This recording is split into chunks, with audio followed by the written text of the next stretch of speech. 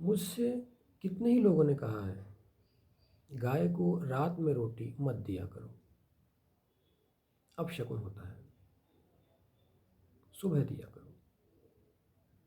पर मैं पूछता हूँ, क्या हम रात को रोटी नहीं खाते? तो क्या हमारी माँ भूखी सोए? गाय तो हमारी माँ की भी माँ है। जन्म देने वाली माँ अपने बच्चे को कितने समय तक अपना दूध पिला सकती है, मगर गाय माता तो उम्र भर किसी न किसी रूप में हम सब की आवश्यकताओं की पूर्ति करती रहती है। चाय दूध से बनती है, दही, छाछ, घी, मक्खन, पनीर, मिठाइयाँ सब दूध से ही तो बनते हैं। गाय को रात में रोटी ना देने वाली बात पालतू गायों के लिए लागू होती है, जहाँ उन्हें सुबह शाम नियम से चारा वगैरह दिया जाता है।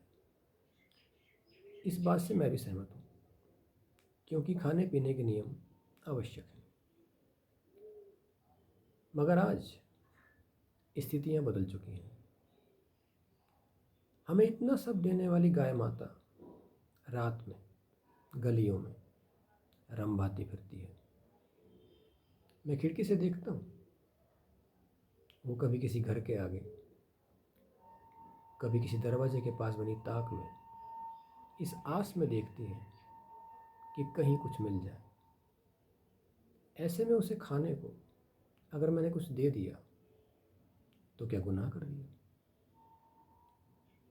मेरे घर से कुछ दूर सड़क किनारे रात में मैंने देखा है, कुछ गायें और कुछ कुत्ते कचरे और झूठन के ढेर में अपने अपने भाग का भोजन तलाशते नजर आते हैं। क्या इतने पर भी किसी का दिल नहीं पिघलेगा? क्या ऐसे में हमारा कोई फर्ज नहीं बनता, या हम सच्चाई और जिम्मेदारियों से मुंह मोड़कर बैठे रहेंगे? आइए अब पूरी बात समझने का प्रयास करते हैं